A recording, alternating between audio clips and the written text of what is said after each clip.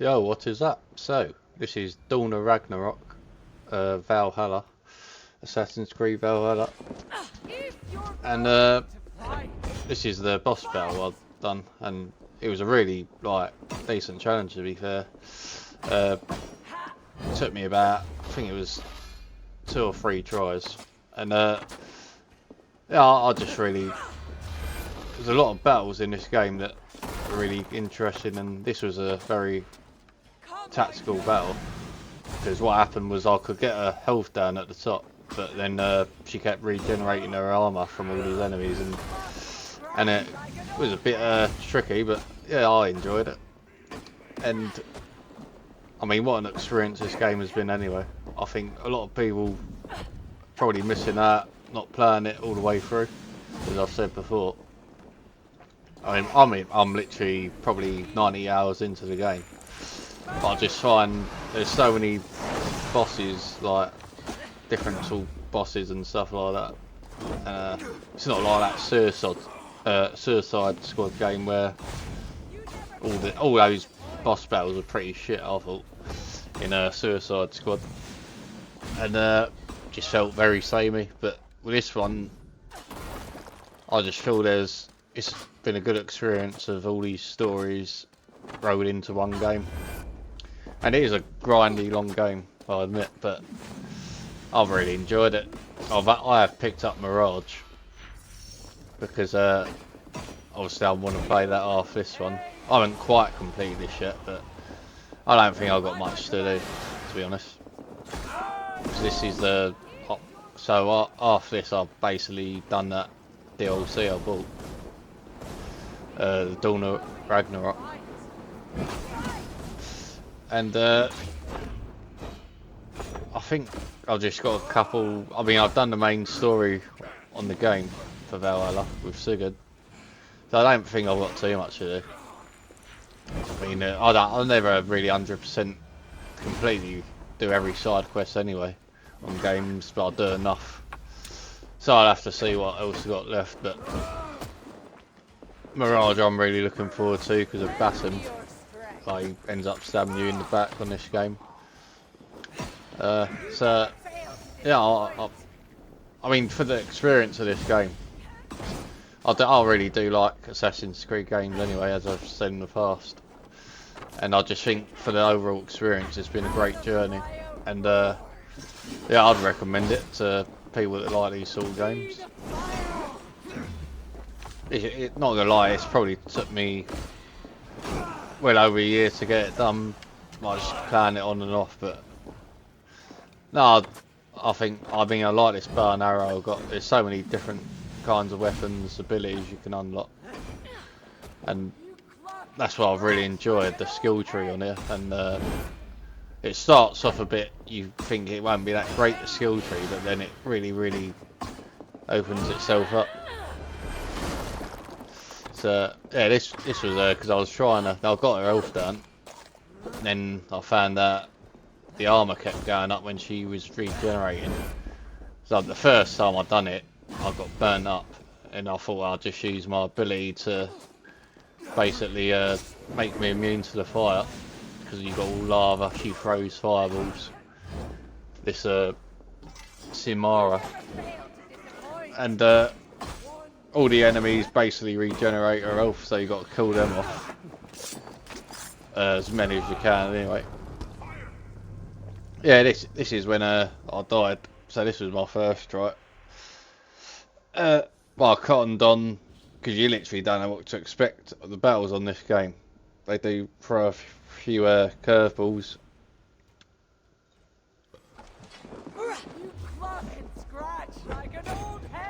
I thought I'd done it on my second or third try on this. I was so focused. So I've got 2 abilities bottom right. So I've got one for winter and one that is a fire ability. Can't remember exactly what it's called, but it just basically so you can run across the lava and you don't lose any health. So I thought that'd be ideal for this one. And I was trying to arrow weak points. Yeah, see, like when you go into that lava, you start burning up. So I activated that. That's what I like about these games. They make you think. They make you tactically think, how can I do this, and thinking logically, I've just thought, yeah, I'll use this fire ability. Some of these games today where the bosses are too easy, and I find it a bit, it can get boring if you're going through the whole game actually when the bosses are easy. But if there's a lot of a big massive story to the game, I can usually, like Final Fantasy 16, I don't think that's that hard with what I've played so far, but it's not super easy, so it's alright, just about acceptable I'd say. And then the story's really good, like Game of Thrones story, so that's what I think about this game. It just gives you the right challenge and there's a lot to do. Just a typical Ubisoft Assassin's Creed game really, and that's what I've always liked about them. So I know a lot of people probably wouldn't, they've dropped this game, so many people have dropped it early, Valhalla. But I'm glad I didn't drop it. Oh yeah, so I think it was it 3 tries this took me to do. But I do like a challenge, like where games that make you like think more deeply, stuff like that. I think this is when I changed. Yeah, I changed my bow because I thought I wanted a faster shot. This Norse Gale bow. I've got it in the Island DLC on here. So there was another DLC, and you get that from that. So I thought that'd come in handy for this one because I was trying to get my shots off, and I can get them off quicker. See, so I thought, yeah, that'd be better than that because that bow, yeah, see, I can. Even though it's still not doing a lot of damage, but it does in the end. Gets her health done. That one I was using before was a lot slower with the arrows, so I thought that'd come in handy. And then I've got a poison ability on it as well. So I did, for the majority of the game, I actually used that once I've done that DLC. I've done that pretty early on because I've got the game with all the DLC. And you can do them when you want them. That was one of the earlier DLCs. Yeah, so little things like that where you think, that's what I like in the games where like the stuff you like loot or whatever actually come in handy later on in the game. I find that in the Yakuza games where like the more work you put into the game, the more grind it can help you out dramatically as you get later into the game. And I found with games like bloody Redfall, some like Veilguard felt bloody awful with loot. I was just not interested whatsoever in Veilguard, that Dragon Age game.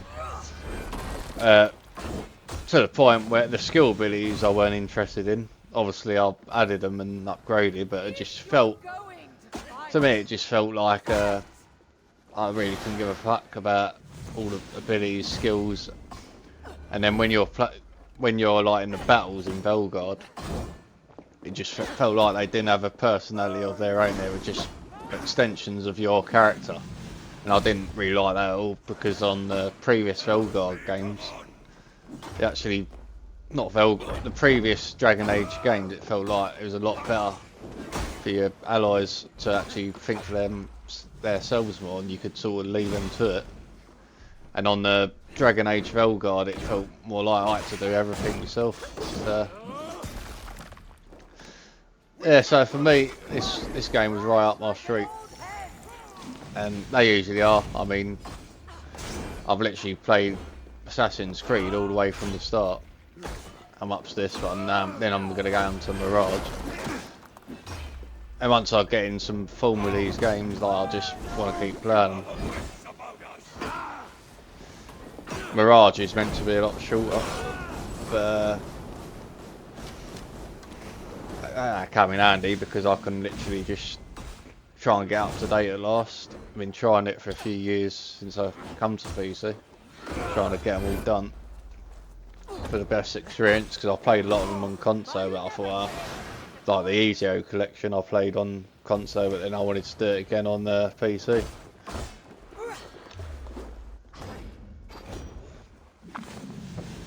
Yeah, and this was a decent challenge to be fair. It's I always figure out in the end, but I'd rather it be hard than easy. That's how I think in games. Cause I think the game is meant to be challenging, and I think that's what, like Elden Ring, everyone loved that because how challenging that was.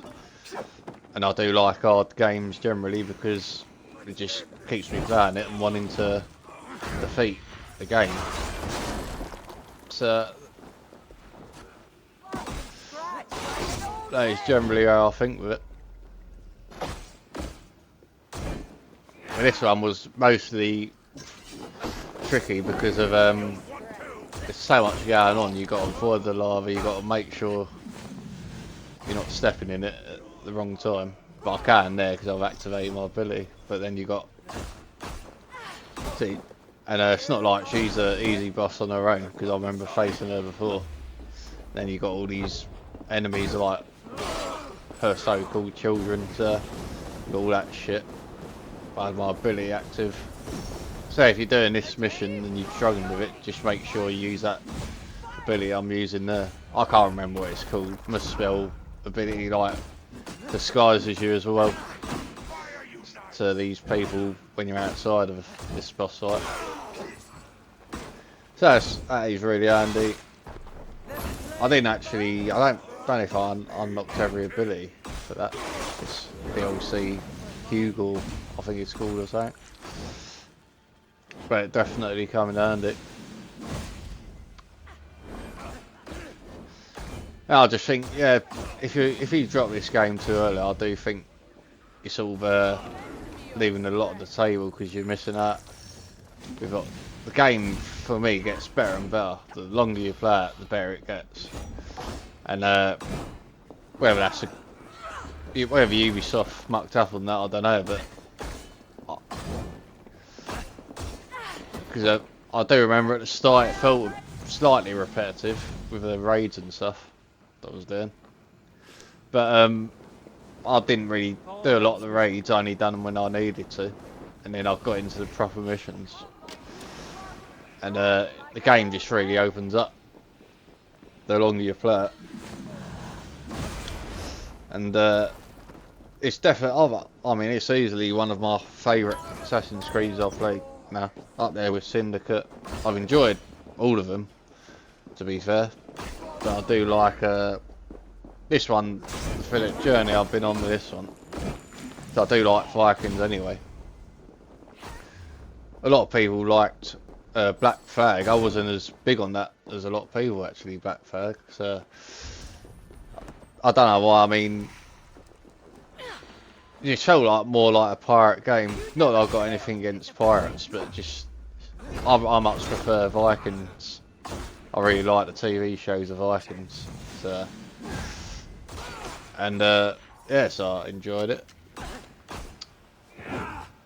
And I didn't have no crashes either once I limited my FPS to 90, so that's very important. For people that were getting crashes, I ended up with no crashes since I started playing to capping my 90 frame time to 90 FPS. I had 0 crashes, and I thought I was literally expecting I'll get a couple still, but I didn't, so that totally fixed it for me. So that explains why early on when I started playing this game, because I didn't know, I thought the game was just locked at 90 FPS anyway in the game menu, but you could unlock it. But it looks like that option should just be left. So if you've got a really powerful graphics card, or even the 9070 XT, it's powerful enough for this game to really test it above the 90 FPS. And a lot of Ubisoft games don't run well over 60 FPS, I've noticed in the past, or the older ones. Literally because it was probably designed for console, and then they've literally not optimised it for that reason. So really they should have just cap these games to what they're stable at, but I don't know. That's the only complaint really, because that was a wind me up. The crashes I was getting, then I found that 90 FPS was the best way. I mean, I'd say that only happened 10% of the time in this game anyway. Because there's just certain parts of this game where it will crash if you're well over 100 FPS, I found.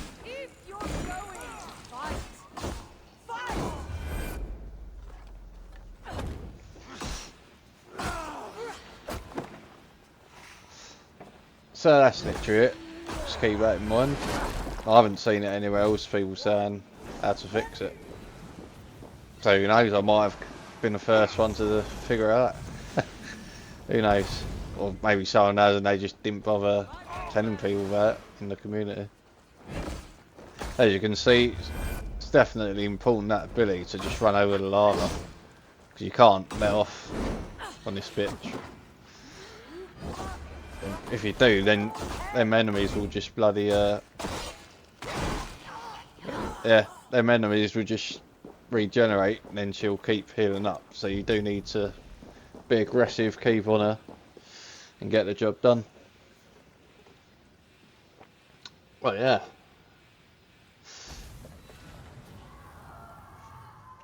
Yeah, thoroughly enjoyed what I've played of it so far.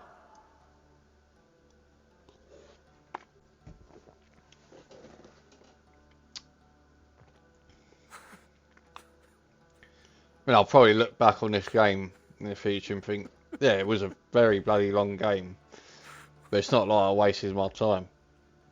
I don't feel like that at all. It's been a good experience, and people like Skill Up say, he's wasted how many hours of it playing it, and I thought that was very, I didn't agree with that at all, very disingenuous. Maybe he really didn't enjoy it, but it seems to be every Assassin's Creed game he plays, he seems to have an issue with it, so I don't really take notice of any of his opinions, because there's been quite a few games where Final Fantasy 16 he didn't recommend that. I mean, fair enough if you don't enjoy it, but it just feels like it's at least good enough to say, oh yeah, it's a worthwhile playthrough. So I don't think it's bad enough to not recommend it, so I totally disagreed with that for Final Fantasy 16.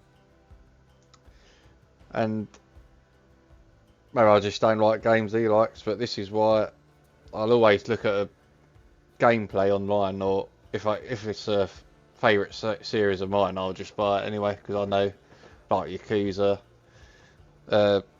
Assassin's Creed, Legends of Heroes, Code Steel, which is a really good RPG, and for some reason that never really gets a high rating, much over 78, or I think a couple of them might have got just over 80, but for what I've played of that game, that is definitely a really good game.